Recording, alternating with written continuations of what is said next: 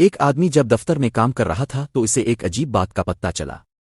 اس نے غور کیا کہ جو بھی لوگ بینک سے پیسے نکالنے آتے ہیں وہ کبھی بھی اس ایک پیسے کی کٹوتی پر توجہ نہیں دیتے، مگر یہی معمولی سی سروس فیس اسے ایک بڑے موقع کی طرح نظر آئی۔ اس نے سوچا کہ اگر یہ منصوبہ کامیاب ہو جائے تو وہ ایک ہی رات میں امیر بن سکتا ہے۔ اگرچہ وہ ایک معمولی سا ملازم تھا، لیکن جس بینک میں وہ کام کرتا تھا اس کے دنیا بھر میں تقریباً 95 لاکھ صارفین تھے۔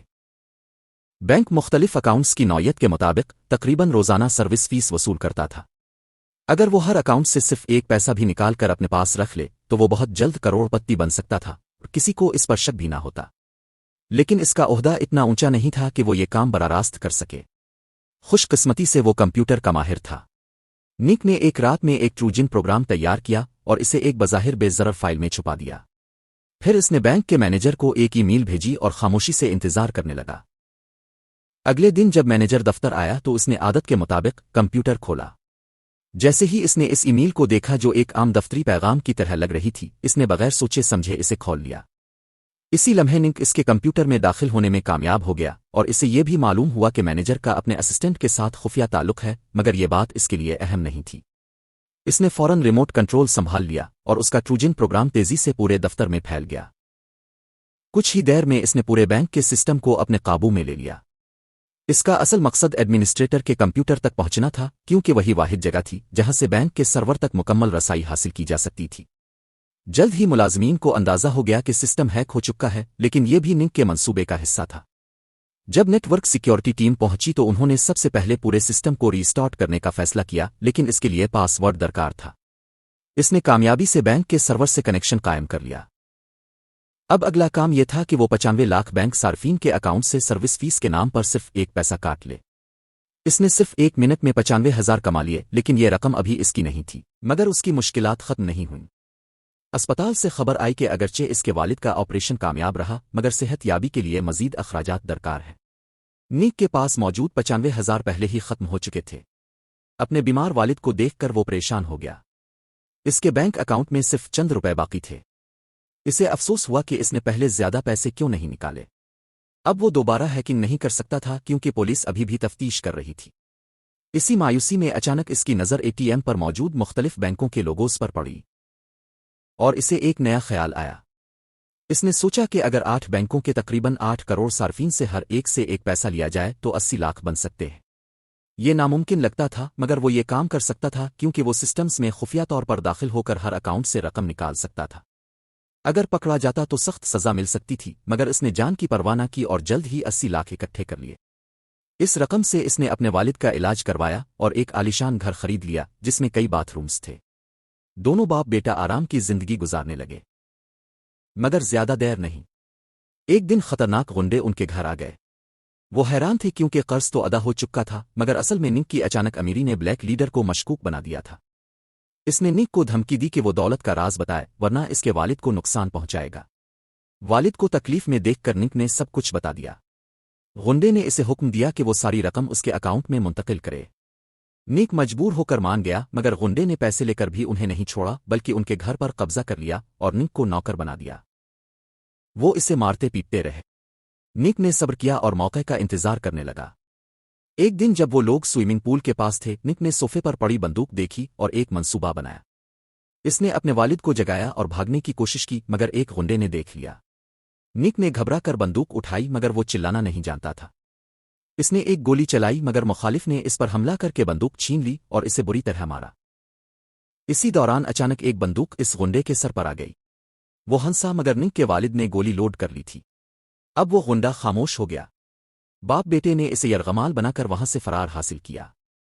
لفٹ میں باپ نے بیٹے کو بندوق چلانا سکھایا۔ پارکنگ میں پہنچتے ہی دوبارہ مقابلہ شروع ہو گیا۔ آخرکار وہ ایک گاڑی میں بیٹھ کر نکل گئے، مگر غنڈے پیچھے لگے رہے۔ نک کے والد نے مہارت سے گاڑی چلائی اور ایک غنڈے کو گرا دیا۔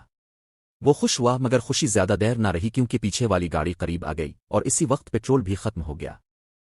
انہیں ایک سنسان گلی میں گاڑی روکنی پڑی اور پیدل بھاگنا پڑا، مگر نک کے والد ابھی کمزور تھے، جلد ہی تھک کر گر پڑے اور ایک غنڈے نے انہیں مار گرایا۔ نک پلٹ کر اپنے والد کو بچانے کی کوشش کرنے لگا، مگر حملہ آوروں نے اسے چاروں طرف سے گھیر لیا۔ گولیاں چلنے لگیں، نک کے پاس کوئی راستہ نہ تھا، وہ اپنی جان بچانے کے لیے بھاگ نکلا۔ خوش قسمتی سے وہ غنڈوں کی نظر سے بچ گیا اور ایک تنگ گلی میں چھپ گیا، مگر اس کا باپ اتنا خوش قسمت نہ تھا۔ نیک جانتا تھا کہ اپنے والد کو بچانے کے لیے وہ براہ راست غنڈوں سے نہیں ٹکرا سکتا، بلکہ اسے ان کے دشمن تک پہنچنا ہوگا۔ وہ ایک خطرناک عورت ہواجی کے پاس گیا جو بہت بااثر تھی اور جرائم کی دنیا کے ساتھ ساتھ قانونی حلقوں میں بھی اس کی پہنچ تھی۔ نیک نے سیدھی بات کی اور پیشکش کی کہ اگر وہ اس کے والد کو بچا لے تو وہ اپنی ہیکنگ کی مہارت سے اسے اربوں کما کر دے گا۔ ہواجی کو یہ پیشکش پسند آئی، مگر اس نے فوراً اسے گاڑی سے اتار دیا جیسے وہ کوئی منصوبہ بنا رہی ہو۔ نیک مایوس ہو گیا اور سمجھا کہ اب کوئی اس کی مدد نہیں کرے گا، اس لیے اس نے خود ہی خطرہ مول لینے کا فیصلہ کیا۔ اس کا دوست پیلا بال اس کی مدد کو آیا اور اسے چپکے سے غنڈوں کے اڈے تک لے گیا جہاں اس کا باپ قید تھا۔ نیک نے جیسے ہی اپنے والد کو آزاد کرانے کی کوشش کی وہ پکڑا گیا۔ غنڈوں نے فوراً اس کے والد کو یرغمال بنا لیا۔